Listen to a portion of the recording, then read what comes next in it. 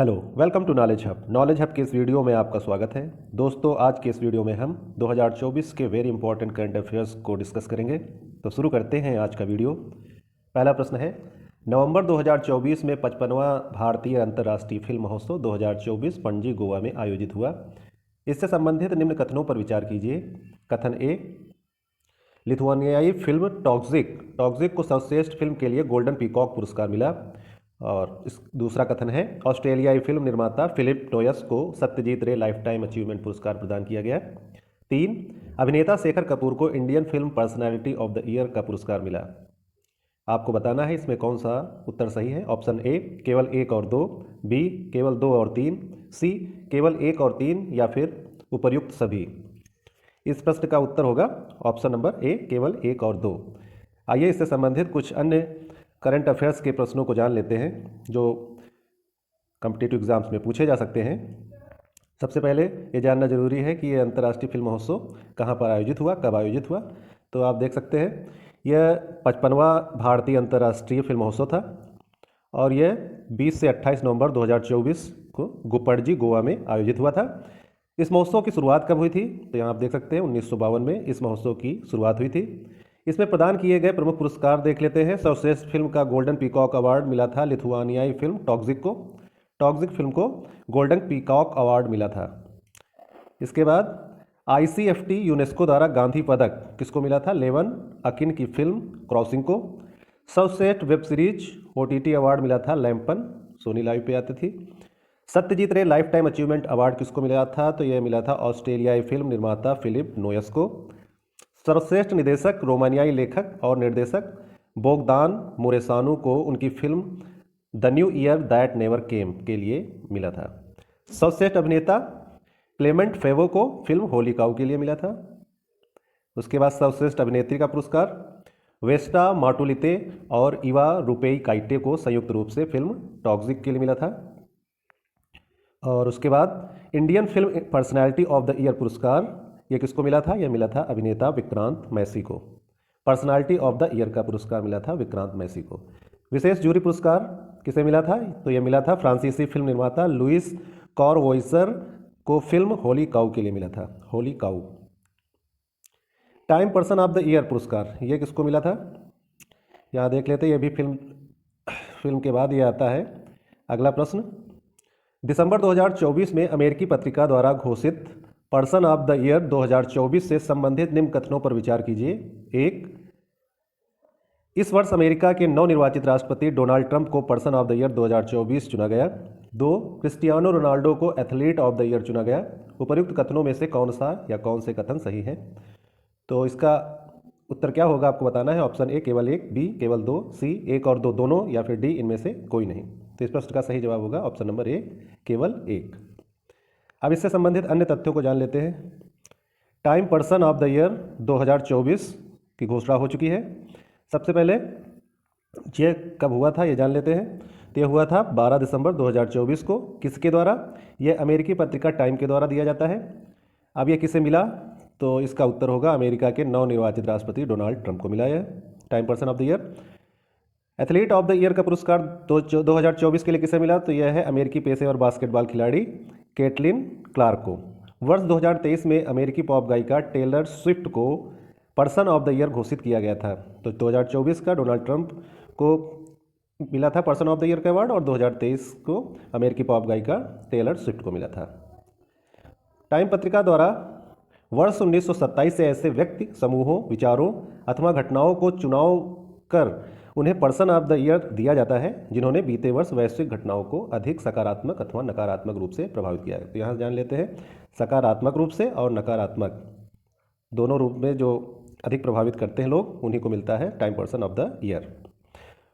भारत की ओर से महात्मा गांधी पहले एवं एकमात्र व्यक्ति थे जिन्हें वर्ष 1930 में पर्सन ऑफ द ईयर चुना गया था। महात्मा गांधी पहले और एकमात्र व्यक्ति। तो यहाँ से ये इंपॉर्टेंट क्वेश्चन हो सकता है। महात्मा गांधी वो पहले व्यक्ति थे और एकमात्र व्यक्ति थे जिन्हें वर्ष 2030 में पर्सन ऑफ द ईयर चुना गया था। तो ये time person of the year का अवार्ड ये भी पूछा जा सकता है। अब उसके बाद देख लेते हैं अगला क्वेश्चन कौन सा हो सकता है। हाँ, अगला क्वेश्चन है, 15 दिसंबर 2024 को उपराष्ट्रपति जगदीप धनखड़ ने कहाँ अत्याधुनिक जीएसआई भूविज्ञान संग्रहालय का उद्घाटन किया? Option A Bhopal, B Gwalior, C Indore, D Jabalpur. इस प्रश्न का सही जवाब होगा ऑप्शन नंबर बी ग्वालियर। अब इससे संबंधित तथ्य जो है जान लेते हैं। इससे संबंधित तथ्य है अत्याधुनिक जीएसआई भूविज्ञान संग्रहालय के बारे में जान लेते हैं पहले। इसका उद्घाटन उपराष्ट्रपति जगदीप धनखड़ द्वारा किया गया था। कब किया गया था? ये किया गया था 15 दिसंबर 2024 को। कहाँ किया गया था? ये प्रश्न पूछा जा सकता है। तो ग्वालियर विक्टोरिया मार्केट बिल्डिंग में। कैसे विकसित हुआ? ग्वालियर नगर निगम और राष्ट्रीय विज्ञान संग्रहालय के समन्वय से विकसित हुआ। यह संग्रहालय होगा भूविज्ञान शिक्षा और जन सहभागिता का केंद्र। ये क्या प्रदर्शित करेगा? भारतीय भूवैज्ञानिक सर्वेक्षण द्वारा पृथ्वी विज्ञान से जुड़ी घटनाओं और गतिविधियों को।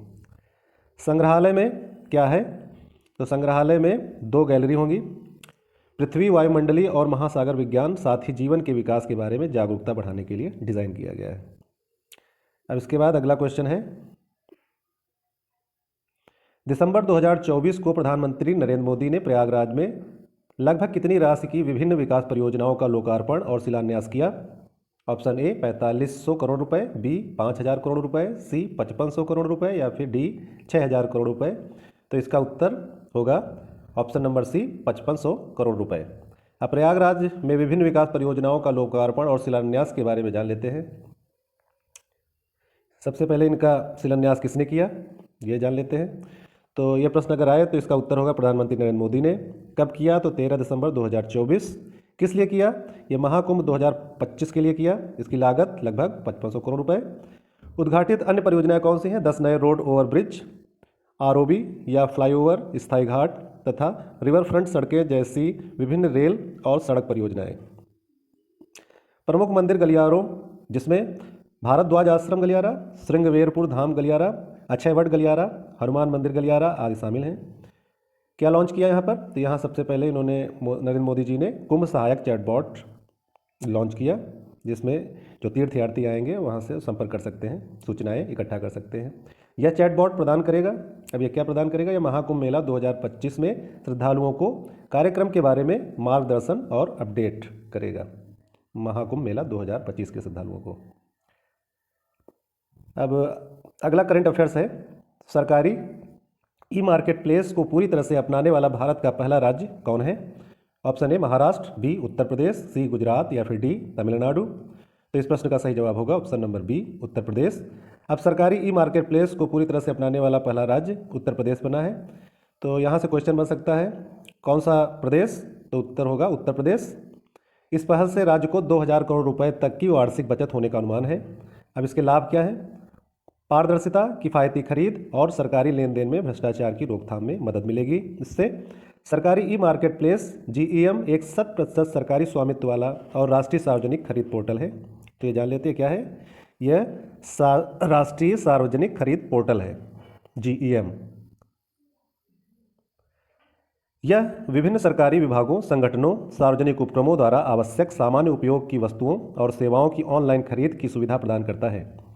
वाणिज्य और उद्योग मंत्रालय द्वारा वर्ष 2016 में यह पहल शुरू की गई थी। तो यह कब शुरू की गई थी? तो यह 2016 में शुरू की गई थी। अब अगला प्रश्न है, दिसंबर 2024 को छत्तीसगढ़ के मुख्यमंत्री विष्णुदेव साय ने मुख्यमंत्री अन्न कोष योजना का शुभारंभ किस जिले में किया? तो ऑप्शन ए है इसका बस्तर, बी सरगुजा, सी दंतेवाड़ा, डी रायपुर। इस प्रश्न का सही जवाब होगा ऑप्शन नंबर बी सरगुजा। अब जान लेते हैं मुख्यमंत्री अन्न कोष योजना का शुभारंभ, इसके विषय के बारे में। तो ये किस राज्य से संबंधित है? अगर इस तरह का प्रश्न आता है तो इसका उत्तर होगा मुख्यमंत्री अन्न कोष योजना छत्तीसगढ़ राज्य से संबंधित है। कब शुरुआत हुई? तो 9 दिसंबर 2024। कहाँ से शुरुआत हुई? सरगुजा जिले से शुरुआत हुई। तो ये 3 प्रश्न इंपॉर्टेंट हो सकते हैं। अब इसका शुभारंभ करता कौन होगा? वहाँ का मुख्यमंत्री विष्णुदेव साय। तो मुख्यमंत्री अगर पूछता है तो ये बता सकते हैं विष्णुदेव साय। शुरू की गई है विशेष पिछड़ी जनजाति पहाड़ी कोरवा समुदाय की गर्भवती एवं शिशुवती माताओं को अतिरिक्त पोषण आहार उपलब्ध कराने हेतु। किस लिए हुई? तो ये जो है गर्भवती शिशुवती माताओं को अतिरिक्त पोषण आहार उपलब्ध कराने हेतु मुख्यमंत्री अन्न कोष योजना, जैसा कि इसके टाइटल से ही पता चलता है अन्न कोष योजना। तो यह है गर्भवती और शिशुवती महिलाओं को अतिरिक्त पोषण आहार उपलब्ध कराने हेतु। इसका उद्देश्य क्या है? इसका उद्देश्य है पहाड़ी कोरवा समुदाय, तो यहाँ से ये भी हो सकता है किस समुदाय के लिए हुई, तो ये हुआ कोरवा समुदाय में मातृ मृत्यु दर और शिशु मृत्यु दर को कम करना, इसका ये उद्देश्य है। अन्य तथ्य, यह योजना जिला प्रशासन सरगुजा द्वारा पायलट प्रोजेक्ट पर शुरू की गई है, तो यहाँ पर पायलट प्रोजेक्ट के रूप में शुरू की गई, उसके बाद पूरे प्रदेश में इसको लॉन्च कर दिया जाएगा। इस योजना से माताओं और बच्चों को बेहतर पोषण मिलेगा, जिससे उनके स्वास्थ्य में सुधार होगा और मृत्यु दर में कमी आएगी। अब अगला करंट अफेयर्स है। 9 दिसंबर 2024 को प्रधानमंत्री मोदी ने महाराणा प्रताप बागवानी विश्वविद्यालय के मुख्य परिसर का शिलान्यास कहाँ किया? Option A Panipat, B Karnal, C Gurugram, D Rohtak. इस प्रश्न का सही जवाब है ऑप्शन नंबर बी करनाल। अब जान लेते हैं महाराणा प्रताप बागवानी विश्वविद्यालय के बारे में। सबसे पहले मुख्य परिसर का शिलान्यास किसने किया? तो इसका उत्तर होगा प्रधानमंत्री नरेंद्र मोदी ने। कहाँ किया? करनाल हरियाणा में। कब किया? 9 दिसंबर 2024। क्षेत्रफल कितना है? विश्वविद्यालय का मुख्य परिसर और 6 क्षेत्रीय अनुसंधान केंद्र 495 एकड़ में विस्तारित है। इसकी लागत लगभग 700 करोड़ रुपए से अधिक अनुमानित है। विश्वविद्यालय में क्या होगा? तो विश्वविद्यालय में स्नातक और स्नातकोत्तर अध्ययन के लिए एक बागवानी महाविद्यालय और 10 बागवानी विषयों को कवर करने वाला 5 स्कूल। मुख्य फोकस फसल विविधीकरण और विश्व स्तरीकरण अनुसंधान पर होगा। रेलवे संशोधक विधेयक 2024 से संबंधित एक क्वेश्चन पूछा जा सकता है। रेलवे संशोधन विधेयक 2024 से संबंधित निम्न कथनों पर विचार कीजिए। 1. 11 दिसंबर 2024 को लोकसभा द्वारा पारित किया गया। 2. विधेयक के प्रमुख प्रावधानों में भारतीय रेलवे बोर्ड अधिनियम 1905 को रेलवे अधिनियम 1989 में एकीकृत करना शामिल है। उपर्युक्त कथनों में से कौन सा या कौन से कथन सही हैं? उपर्युक्त ऑप्शन ए है केवल 1, बी केवल 2, सी 1 एवं 2 दोनों, या फिर डी इनमें से कोई नहीं। तो इस प्रश्न का सही जवाब होगा उत्तर सी 1 और 2 दोनों। अब रेलवे संशोधन विधेयक 2024 के बारे में जान लेते हैं। ये सबसे पहले पूछा जा सकता है कि यह कब पारित हुआ, किसके द्वारा पारित हुआ। तो कब किसके द्वारा पारित किया गया? तो यह लोकसभा के द्वारा पारित किया गया। कब पारित किया? 11 दिसंबर 2024 को। इसका उद्देश्य क्या है? रेलवे बोर्ड को वैधानिक शक्तियाँ प्रदान करना और रेलवे संचालन को सुव्यवस्थित करना। रेलवे अधिनियम 1989 में संशोधन करना। इसका क्या प्रावधान है? भारतीय रेलवे बोर्ड अधिनियम 1905 को रेलवे अधिनियम 1989 में एकीकृत करना। 1905 के रेलवे अधिनियम को 1989 में सम्मिलित कर देना। हितधारकों के हितों की रक्षा करने और प्रतिस्पर्धा को प्रोत्साहित करने के लिए एक स्वतंत्र विनियामक के गठन का प्रावधान है। वित्तीय और परिचालन निर्णय लेने का काम क्षेत्रों को सौंपने का प्रस्ताव है। सरकार को रेलवे बोर्ड के सदस्यों की संख्या, योग्यता और सर्विस की शर्तें तय करने और बोर्ड के अध्यक्ष और सदस्यों की नियुक्ति प्रक्रिया की देखरेख करने का अधिकार देने का प्रावधान है। यात्री किराए में उनको तर्कसंगत बनाने का प्रावधान है। माल ढुलाई में सुधार और निजी भागीदारी के माध्यम से राजस्व को बढ़ाने का प्रावधान है। अगला प्रश्न है, भारत की ग्रीन स्टील टैक्सोनॉमी से संबंधित है। दिसंबर 2024 में कौन सा देश ग्रीन स्टील टैक्सोनॉमी जारी करने वाला पहला देश बन गया है? ऑप्शन ए जापान, बी चीन, सी भारत, या फिर डी अमेरिका। तो इस प्रश्न का सही जवाब है ऑप्शन नंबर सी भारत। अब भारत की ग्रीन स्टील टैक्सोनॉमी के बारे में जान लेते हैं। इसका अनावरण कब किया गया? तो इसका अनावरण 12 दिसंबर 2024 को विज्ञान भवन नई दिल्ली में किया गया। इसका अनावरणकर्ता कौन था? केंद्रीय इस्पात मंत्री और भारी उद्योग मंत्री एच.डी. कुमारस्वामी। उपलब्धि, भारत ग्रीन स्टील टैक्सोनॉमी जारी करने वाला पहला देश बना। ये इंपॉर्टेंट क्वेश्चन है। इसका क्या उद्देश्य है? ग्रीन स्टील के उत्पादन को बढ़ावा देना और कम कार्बन अर्थव्यवस्था की ओर बढ़ने के मिशन को समर्थन देना। ग्रीन स्टील को परिभाषित किया जाएगा स्टील की ग्रीननेस के प्रतिशत के संदर्भ में जो कार्बन डाइऑक्साइड समतुल्य उत्सर्जन तीव्रता प्रति टन तैयार स्टील 2.2 टन कार्बन डाइऑक्साइड से कम होगी। ग्रीन स्टील की स्टार रेटिंग प्रणाली 5 सितारा 1.6 टी CO2e TFS से कम उत्सर्जन तीव्रता, 4 सितारा 1.6 और 2.0 T carbon dioxide E TFS के बीच उत्सर्जन तीव्रता, 3 सितारा 2.0 और 2.2 टी CO2e TFS के बीच उत्सर्जन तीव्रता, 2.2 ECO2 ETFS से अधिक उत्सर्जन तीव्रता वाला स्टील ग्रीन रेटिंग के लिए पात्र नहीं होगा। स्कोप 1, 2 और 3 उत्सर्जन के दायरे में स्कोप 1, स्कोप 2 और सीमित स्कोप 3 शामिल होंगे, जो स्टील उत्पादन के विभिन्न चरणों से संबंधित होंगे। माप, रिपोर्टिंग और सत्यापन MRV राष्ट्रीय द्वितीयक इस्पात प्रौद्योगिकी संस्थान NISST ग्रीन स्टील की प्रमाणन और स्टार रेटिंग जारी करने हेतु नोडल एजेंसी के रूप में नियुक्त।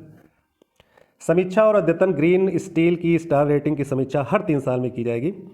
वार्षिक आधार पर प्रमाण पत्र जारी किए जाएंगे और यदि आवश्यक हो तो अधिक बार भी जारी किए जा सकते हैं। स्मार्ट इंडिया हैकाथॉन 2024 से संबंधित प्रश्न है। कौन सा तथ्य स्मार्ट इंडिया हैकाथॉन SIH 2024 के बारे में सही नहीं है? A. SIH 2024 का उद्घाटन 11 दिसंबर 2024 को किया गया। B. SIH 2024 में 54 मंत्रालयों, विभागों और उद्योगों द्वारा 250 से अधिक समस्या विवरण प्रस्तुत की गई हैं। C. इस वर्ष संस्थान स्तर पर आंतरिक हैकाथॉन में 240% की वृद्धि दर्ज की गई है। D. SIH 2024 में संस्थान स्तर पर 86,000 से अधिक टीमों ने भाग लिया है। तो इस प्रश्न का सही जवाब था ऑप्शन नंबर C। इस वर्ष संस्थान स्तर पर आंतरिक हैकाथॉन में 240% की वृद्धि दर्ज की गई। यह बात सही नहीं है। तो इससे संबंधित तथ्य जान लेते हैं। ये कौन सा संस्करण था? ये 7वां संस्करण था। और कब शुरू हुआ? तो यह शुरू हुआ 11 दिसंबर 2024 को देश भर के 51 केंद्रों पर। इसका उद्घाटन किसने किया? तो इसका उद्घाटन केंद्रीय शिक्षा मंत्री धर्मेंद्र प्रधान द्वारा वर्चुअल माध्यम से किया गया। उद्देश्य छात्रों को गंभीर समस्याओं के समाधान के लिए मंच प्रदान करता है। उत्पादन, नवाचार और समस्या समाधान मानसिकता की संस्कृति को विकसित करना। कार्यप्रणाली छात्र दल मंत्रालयों, विभागों, उद्योगों द्वारा दिए गए समस्या सुझावों पर काम करेंगे। SIH 2024 के लिए विचार प्रस्तुत किए गए हैं 54 मंत्रालयों, विभागों, राज्य सरकारों, सार्वजनिक उपक्रमों और उद्योगों द्वारा 250 से अधिक समस्याओं के बारे में। इस वर्ष संस्थान स्तर पर वृद्धि दर्ज की गई है आंतरिक हैकाथॉन में 240%। संस्थान स्तर पर SIH 2024 में भाग लिया 86,000 से अधिक टीमों ने। 17 प्रमुख क्षेत्र और विषय स्वास्थ्य सेवा, आपूर्ति श्रृंखला और रसद, स्मार्ट प्रौद्योगिकी, विरासत और संस्कृति स्थिरता, शिक्षा और कौशल विकास, जल, कृषि और खाद्य, उभरती हुई प्रौद्योगिकी और आपदा प्रबंधन। इसी के साथ इस वीडियो का यहीं पर अंत करते हैं। अगले वीडियो में इसी वीडियो को आगे कंटिन्यू करते हुए कुछ नए प्रश्नों को लेंगे जो कि